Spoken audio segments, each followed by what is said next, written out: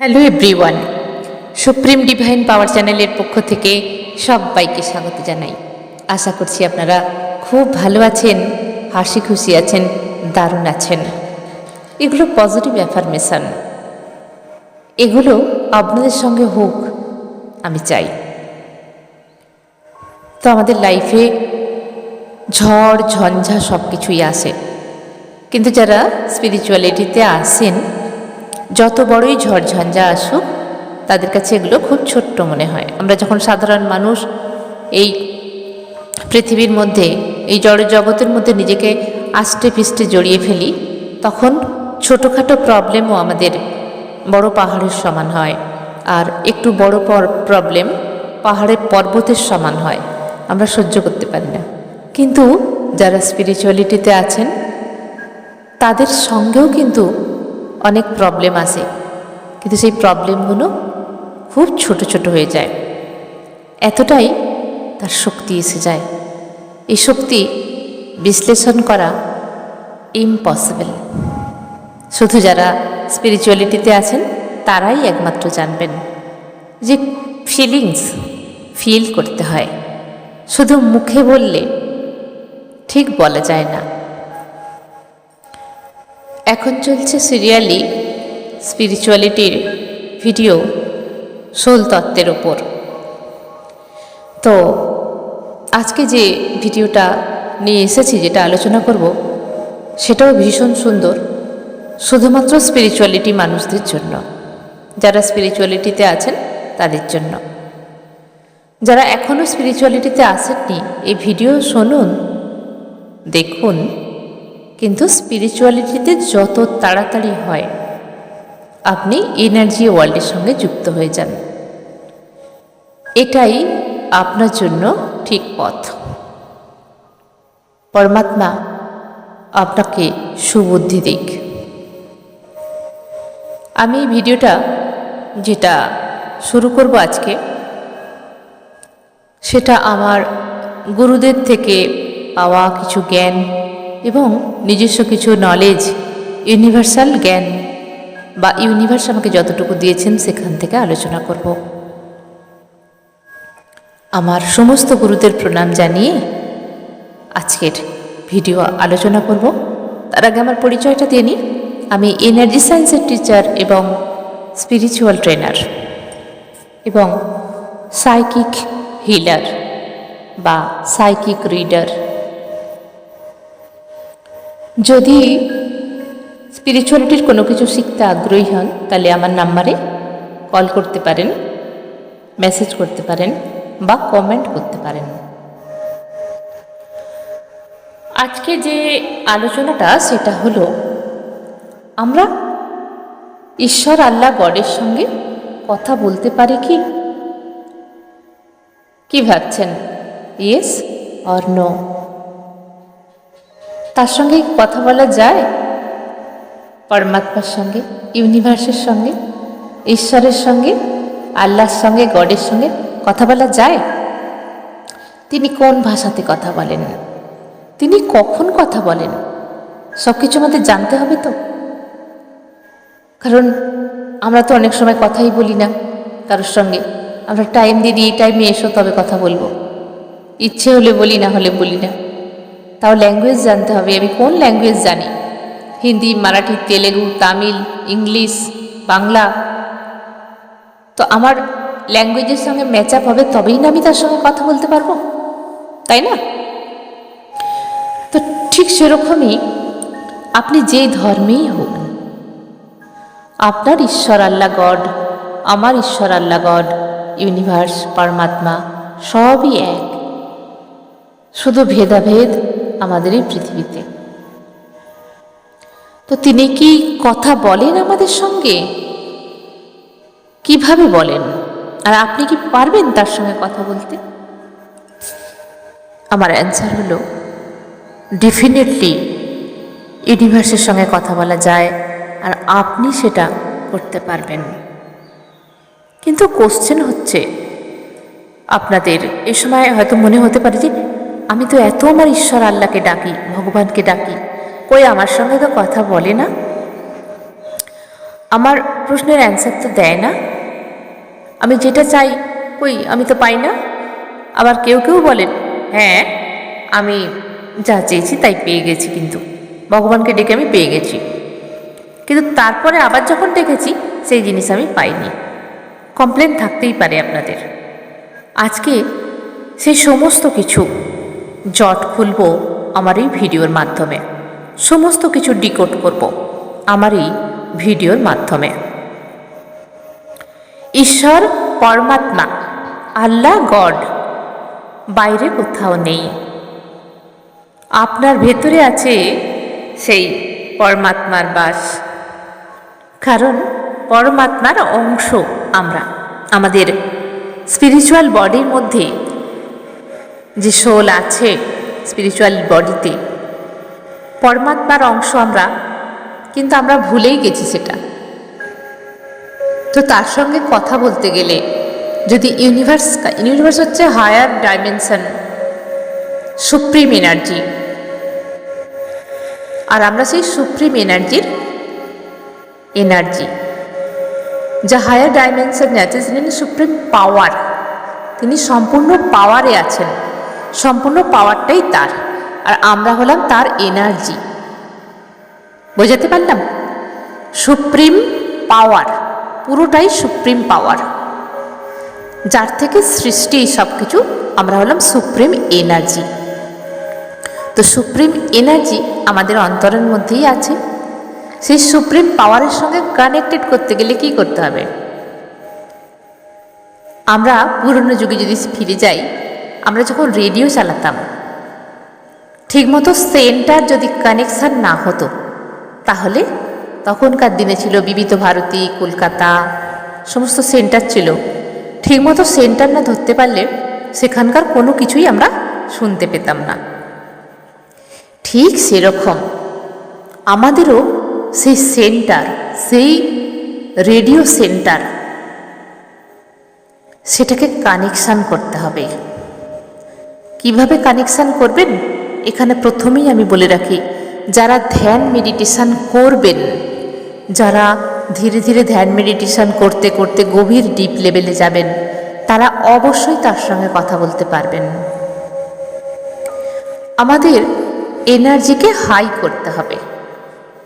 Energy আমাদের lowest হয়ে যায় এবং সেখান থেকে আমাদের অন্ধকার সব কিছু দেখি, এবং নিজের যে এনার্জি যখন লো হয়ে যায়, ঠিক মোবাইল ফোনের মতো কোনো কিছুই কাজ হয় না। এনার্জি হাই করতে হয়। সেই ফ্রিকোয়েন্সির সঙ্গে আমরা যদি মিলতে পারি, তাহলে পরমাত্মা আমাদের সঙ্গে সত্যিই কথা বলেন। এবার বলবো কোন ল্যাঙ্গুয়েজে কথা বলেন তিনি, কারণ সারা পৃথিবীর মধ্যে কত রকম ল্যাঙ্গুয়েজ আছে। তাহলে পরমাত্মা কি করেছেন? সব রকম ল্যাঙ্গুয়েজ শিখে বসে আছেন? তারই তো সৃষ্টি না, তিনি একরকম ল্যাঙ্গুয়েজেই সবার সঙ্গে কথা বলেন। তার একটাই ল্যাঙ্গুয়েজ, মনের ভক্তি, মনের ভাব প্রকাশ। কারণ সেখানেই তো আমাদের কর্ম ক্রিয়েট হয়। ধরুন আমি এখানে একটা এক্সাম্পল দিচ্ছি।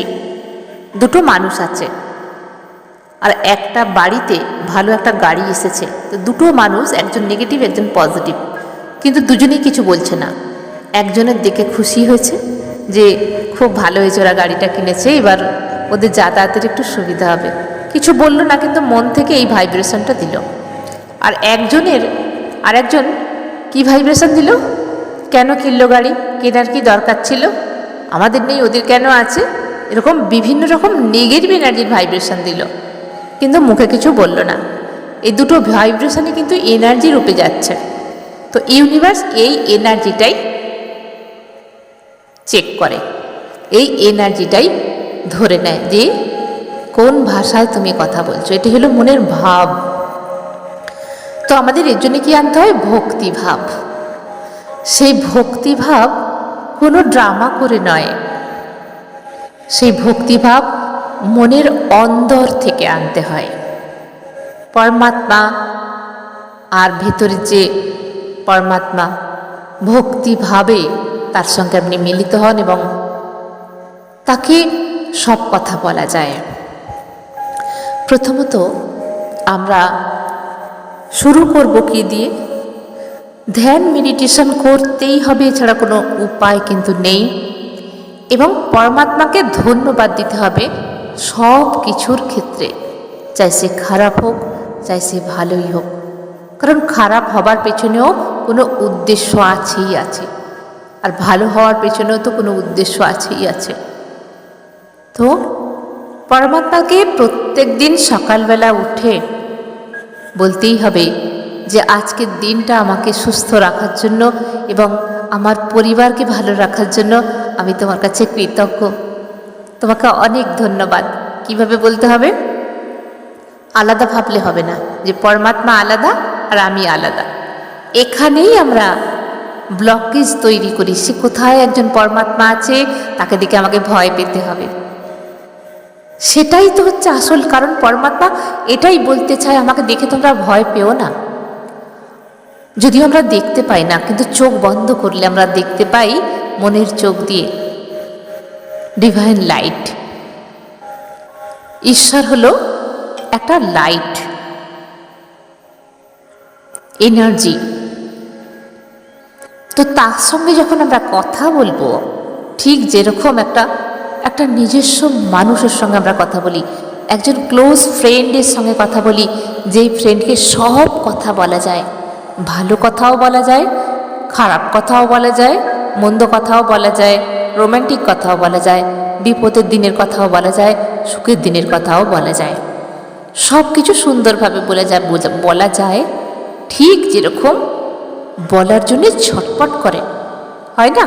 একটা সময় আমাদের কোনো প্রিয় মানুষ থাকে, তাকে সেই কথাগুলো বলার জন্য আমরা ছটপট করতে থাকি, কখন তাকে গিয়ে বলবো। কিন্তু আমরা পরমাত্মার সঙ্গে সেটা করি না। দিনের শেষে কখনোই বলি না, যাই কিছু আমাদের সঙ্গে হয়ে যাক, পরমাত্মাকে কখনোই বলি না আজকের দিনটা আমার খুব ভালোভাবে কেটেছে, তার জন্য তোমাকে অনেক ধন্যবাদ।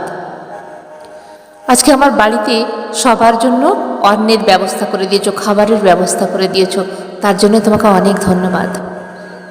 হয়তো আপনার বাড়িতে কোনো অ্যাক্সিডেন্ট হয়েছে, তার জন্যও পরমাত্মাকে ধন্যবাদ দিন। ভাবছেন তো এ কেমন কথা?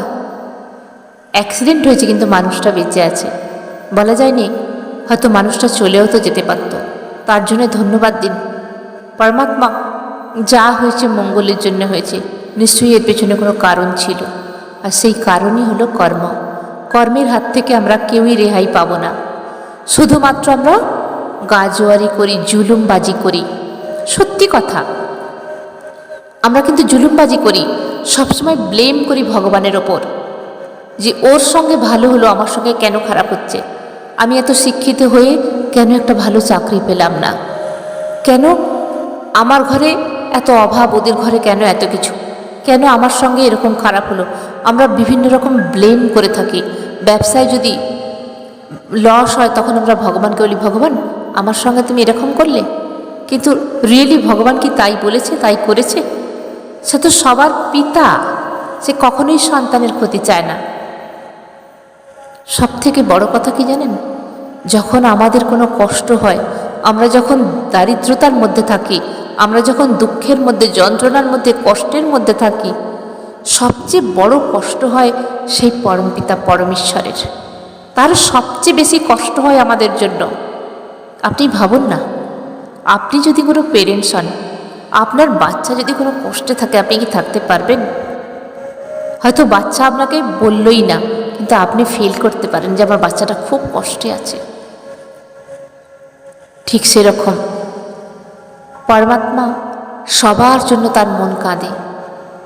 তিনি তো কথা বলেন না, তার ল্যাঙ্গুয়েজ ভাব, সেই ভাব দিয়েই বোঝাতে চান।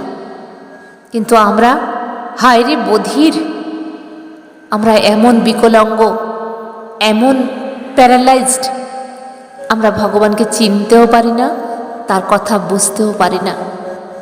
মনে রাখবেন, কোনো খারাপ কিছু হওয়ার আগে আমাদের সঙ্গে ইনফরমেশন কিন্তু আসে, আমরা ডিকোড করতে পারি না, আমরা বুঝতে পারি না। কারণ আমরা চোখে পট্টি পরে থাকি। তো এইভাবে ভগবানের সঙ্গে কথা বলা যায় না, ফ্রিকোয়েন্সি ম্যাচ করতে হয়। এবারে বলবো, আমাদের কথা ভগবান কেন শোনেন না, বা আমরা কেন বুঝতে পারি না, আমাদের কেন মনে হয় ভগবান আমাদের কথা শোনেন না? কারণ আমরাই তো বুঝবো, পরমাত্মা তো বুঝবেন না। পরমাত্মা তো বোঝারও উপরে, তিনি বুঝেও অনেক বেশি বোঝেন। দোষ আমাদের, আমরা বুঝতে পারি না। ধরুন আপনি কোনো সাহায্যের জন্যে কারোর কাছে গেছেন, কোনো বড় অফিসারের কাছে গেছেন, কোনো কিছু সিগনেচার করাতে বা কোনো কিছু সাহায্যের জন্য। অনেক সময় আমাদের অনেক জায়গাতে বড় বড় কাজের জন্য কোনো মানুষের সাহায্যের দরকার হয়, সে ছোট কাজ হোক বড় কাজ হোক। যদি কোনো গরিব মানুষ ভিক্ষা চাইতে আসে একটা বাড়িতে, কোনো সাহায্যের জন্য আসে, ভিক্ষা তো দেবে, কিন্তু ধরুন একটা সাহায্যের জন্য এসেছে, তার মেয়ের বিয়ে হবে কি বাচ্চা পড়াশোনা করবে, বা তার কারোর অসুখ করেছে সাহায্যের জন্য। তো সে যদি এসে শুধু বলতেই থাকে, দেখুন আমাকে এত টাকা দিতে হবে, এত টাকা দিন, এত টাকা দিয়ে যান, আমাকে দিতেই হবে, শুধু সেই বলে যায়, কিন্তু মালিকের কথা সে একবার শুনছে না। মানে যার বাড়িতে এসেছেন সে কি বলতে চায় তার কথা শুনছেই না। শুধু যিনি ভিখারি এসেছেন, যে হেল্প নিতে এসেছেন, সেই শুধু বলে যাচ্ছে, আর মালিক কি বলল সে শুনলই না, চলে গেল। তো মালিকের আর টাকা দেয়া হলো না, বা কিছু হয়তো দিল বা পরে দেব বলল, সেটা সে শুনতেই পেল না, চলে গেল। আর কি বলল, আমি ওই বাড়িতে গিয়েছিলাম, আমাকে কিছু দিল না। এবার আমি এটা ডিকোড করে দিচ্ছি। আমরা যে কোনো মন্দির, মসজিদ, গির্জায় বা কোনো বাড়িতে যদি ঈশ্বর থাকে, ঈশ্বর আল্লাহ গড, তার কাছে আমরা শুধু চাইতেই থাকি, ভগবান আমায় এটা দাও, আমাকে এইভাবে করে দাও, আমাকে কেন দিচ্ছ না, আমার লাভার্সকে আমার কাছে ফিরিয়ে দাও, আমি কিছু জানি না, আমাকে ফিরিয়ে দিতেই হবে, আমি কিছু জানি না, বলো তুমি ফিরিয়ে দেবে, বলো তুমি সমানে তার সঙ্গে আমরা বচসা করে যাই। সে কি বলছে কখনোই আমরা শোনার চেষ্টা করি না। তো বলুন, আপনি যদি কারোর বাড়ি যান, কোনো কিছু সাহায্যের জন্য, একটা সিগনেচারের জন্যই হোক, আর কেউ সাহায্য প্রার্থী হয়ে আসুক, যদি মালিকের কথা বা যে আপনাকে হেল্প করবে তার কথা যদি আপনি নাই শোনেন, তাহলে সে কি আপনাকে হেল্প করবে না। তো ভগবানের সঙ্গে, পরমাত্মার সঙ্গে আমাদের এই লিঙ্ক, আমরা শুধু তার কাছে কমপ্লেন করে যাই, শুধু কমপ্লেন। কিন্তু আমি জানি যারা স্পিরিচুয়ালিটিতে আছেন তারা কিন্তু ধন্যবাদ দেন। যারা ধন্যবাদ দেন তারা জানেন যে কি পাচ্ছেন। নতুন করে বলতে হবে না, শুধু ধন্যবাদ দিয়ে যান। প্রত্যেকটা টাইমে 1 ঘন্টা ছাড়া, আধ ঘন্টা ছাড়া ধন্যবাদ দিতে থাকুন। সারাদিন ধন্যবাদ দিন। যদি না টাইম পান, সকাল আর রাতে ঘুম থেকে উঠেই আর রাতে শোবার সময় ধন্যবাদ দিন। আপনার লাইফ যদি না পরিবর্তন হয়, আমাকে বলবেন, হবেই। তো যেখানে যে পয়েন্টে ফিরে আসি, আমরা শুধু তার কাছে কি বলি, আমাকে এটা দাও, এটা কেন হলো না, ওটা কেন হলো না, আমার লাভার্সকে ফিরিয়ে দাও। পরমাত্মা আপনার সঙ্গে যেটা ভালো হবে সেটাই শুধু করবে, যেটা আপনার জন্য রাখা হয়েছে সেটাই তো আপনাকে দেবে, কোথা থেকে বাইরে থেকে এনে দেবে। ধরুন আপনি কাউকে ভালোবাসেন, আপনি খুব ভালো, অনেস্ট, কিন্তু আপনার লাইফ পার্টনার সেটা ঠিক নয়, আপনার উপযুক্ত নয়। পরমাত্মা কিন্তু সব জানে, ডিস্ট্যান্স মেনটেন করিয়ে কাট আউট করিয়ে দেয়, কিন্তু আপনি তাকে পাগলের মতো ভালোবেসেছেন, চাইছেন সে আপনার লাইফে ফিরে আসুক। তার জন্য ভগবানের কাছে, আল্লাহর কাছে, গডের কাছে প্রে করছেন, আমাকে ফিরিয়ে দাও, আমাকে ফিরিয়ে দাও। সে কিভাবে দেবে আপনাকে ফিরিয়ে? বাচ্চার হাতে একটা ব্লেড দেওয়ার মতো অবস্থায় হবে তখন। তো পরমাত্মা কখনোই এটা চাইবে না। কিছুদিন পরে দেখবেন আপনার লাইফে হয়তো একটা ভালো প্রিয়জন এসেছে, তখন বুঝতে পারবেন যে ঈশ্বর যা করে মঙ্গলের জন্য করে। কিন্তু আমাদের মন চঞ্চল, আমাদের মন স্থিরতা নয়, আমরা বুঝতেই পারি না আমাদের সঙ্গে কি হচ্ছে। তো এবারে বলবো পরমাত্মার সঙ্গে কিভাবে কথা বলবেন। প্রথমে ধ্যান মেডিটেশন শুরু করুন, মনকে শান্ত করুন, কিছুদিন ধরে শ্বাসে ফোকাস করুন। পরমাত্মার আওয়াজ শুনতে গেলে কিন্তু বহুত দিন লাগে। একদিন ধ্যান মেডিটেশন করলেই আপনি পরমাত্মার কথা শুনতে পাবেন না। আপনাকে এই ধ্যান মেডিটেশনের বেস অনেক অধ্যয়ন করতে হবে, অনেক দিন এই জার্নিতে আসতে হবে। ধীরে ধীরে আপনার মন শান্ত হবে, বডি ধ্যানে বসার উপযুক্ত হবে। অনেকেই 5 মিনিট বসেই কোমরে যন্ত্রণা হয়, পায়ে যন্ত্রণা হয়, হাঁটুতে যন্ত্রণা হয়, পিঠে যন্ত্রণা হয়। পিঠের শিরদাঁড়াকে সোজা করে যেদিন আপনি 1 ঘন্টার ওপর বসতে পারবেন, 1 ঘন্টা 1.5 ঘন্টা বসতে পারবেন, 1 ঘন্টাতেই হবে। বসে বসে বসে বসে প্র্যাকটিস করে করে যখন দেখবেন ধ্যানে আপনি 1 ঘন্টা বসে আছেন, আপনি তখন বুঝতে পারবেন পরমাত্মা কী বলতে চাইছে। ধীরে ধীরে মন শান্ত করে গভীর ধ্যানে যেতে হবে। গভীর ধ্যানে গিয়ে পরমাত্মার সঙ্গে কানেক্টেড করুন, মনের ভাব প্রকাশ করুন, মুখে বলে নয়, মনের ভাব প্রকাশ করুন তার সঙ্গে। দেখুন আপনার ভেতরের ইনটিউশন কী আসছে, উনি ইনটিউশন পাওয়ারের মাধ্যমে আপনাকে জানিয়ে দেয়। বা অনেক সময় আমাদের থার্ড আই দিয়ে আমরা দেখতে পাই কোনো জিনিস, চোখ বন্ধ করে ধ্যানের মাধ্যমে থার্ড আই দিয়ে আমরা অনেক কিছু জিনিস দেখতে পাই, সেটাই অ্যান্সার। বা অ্যাঞ্জেলস দ্বারা আপনার কাছে অ্যান্সার আসতে পারে। কিভাবে অ্যান্সার আসবে সেগুলো বলছি। অ্যাঞ্জেলস দ্বারা কোনো নাম্বার দেখিয়ে আপনার কাছে অ্যান্সার আসতে পারে, যেরকম 11111111122223333 যে কোনো নাম্বার আপনি দেখতে পারেন। তো জানবেন যে পরমাত্মার এটাই অ্যান্সার, আপনাকে ডিকোড করে নিতে হবে। এছাড়া দেখবেন আপনি মোবাইল খুলেছেন, যে কোশ্চেন আপনি পরমাত্মার কাছে করেছেন সেই রিলেটেড কোনো অ্যান্সার আপনার সামনে এসে গেছে, খুঁজতে হবে না, অটোমেটিক চলে আসবে। বা কোথাও দেখছেন, যাচ্ছেন, কোনো নিউজে আপনি কোনো খবরের কাগজে নিউজ পেপারে আপনি পেলেন, সেখানে লেখা আছে যেটা সেটা আপনার অ্যান্সার। বা কোনো মানুষের দ্বারা আসতে পারে আপনার অ্যান্সার, কোনো মানুষ কোনো কথা বললে সেখানেই আপনি খুঁজে পেয়ে যাবেন আপনার অ্যান্সার।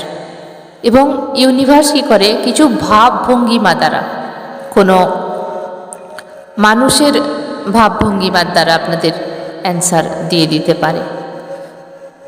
ইনটিউশন পাওয়ারের দ্বারা দিতে পারে, স্বপ্নের মাধ্যমে আপনাকে অ্যান্সার দিতে পারে। এই অ্যান্সার 1 সপ্তাহের মধ্যেও পেতে পারেন, 1 দিনের মধ্যেও পেতে পারেন, বা 3-4 দিন 5 দিন 1 সপ্তাহ মধ্যে আপনি এই অ্যান্সার পেতে পারেন, আবার সঙ্গে সঙ্গেও পেতে পারেন। কখনো কখনো ইউনিভার্সের থেকে কিছু আওয়াজও আসতে পারে, কিন্তু সেই আওয়াজ বোঝার মতো ক্ষমতা আমাদের সাধারণ মানুষের নেই। দিব্যদৃষ্টি, যেটা অনেক মানুষের ধ্যানস্থ হলে এসে যায় দিব্যদৃষ্টি, সেই দৃষ্টি দিয়ে সে কিছু জিনিস দেখে নেয়। এটা ক্ষণিকের জন্য আসে, কিন্তু বললাম কারণ আমরা সাধারণ মানুষ, আমরা এই গৃহস্থ, তো আমাদের এই দিব্যদৃষ্টি বেশিক্ষণ স্টে করে না, খুব কম সময়ের জন্য আসে আবার চলে যায়। আর আগেকার যে ঋষি মহারিষিরা ছিলেন তাদের তো দিব্যদৃষ্টি তারা বহুদূর দেখতে পেতেন এবং বহু কিছু দেখতে পেতেন, বহুক্ষণের জন্য দেখতে পেতেন, কারণ তারা একদম সেই সময়কালটাই ছিল আলাদা। এখন সেই সমস্ত সময়কাল নেই, পরিবেশ ছিল আলাদা, ওয়েদার ছিল আলাদা, এখন কোনোটাই মিলবে না। তো ধ্যানস্থ হওয়ার পর ইউনিভার্সের সঙ্গে আপনি এইভাবে কথা বলতে পারেন। ইউনিভার্সকে যদি আপনি মনের সমস্ত কথা বলতে পারেন একজন ফ্রেন্ড হিসাবে, ঠিক ফ্র্যাঙ্কলি, এতটাই সহজভাবে, এতটাই আদর করে কথা, যেরকম বাচ্চারা তার বাবার সঙ্গে কথা বলে, একজন বন্ধুর সঙ্গে কথা বলে, যদি যতটা আপনি ক্লোজ করে নেবেন ততটা আপনার সুবিধা হবে। তাকে দেখে ভয় পাওয়ার, এখানে দেখা যায় না খালি চোখে, তাকে নিয়ে ভয় পাওয়ার কোনো কারণ নেই। আপনি যতটা সহজ হতে পারবেন তিনি ততটাই আপনার উপর খুশি হবে, ততটাই আপনাকে আকর্ষণ করবে। তো আপনি এইভাবে আপনার ঈশ্বর, আল্লাহ, গড, পরমাত্মার সঙ্গে কথা বলুন, দেখুন না মেসেজ পান কি না। একে বলা হয় ডিভাইন মেসেজ। তো তার জন্যে অনেক গভীর সাধনা, ধ্যান, মেডিটেশনের অবশ্যই প্রয়োজন।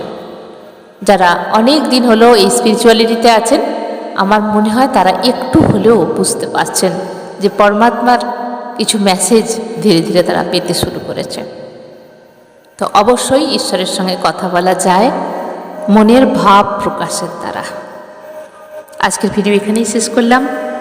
সবাই খুব ভালো থাকবেন, আনন্দে থাকবেন, দারুণ থাকবেন এবং ধ্যান মেডিটেশন অবশ্যই করবেন।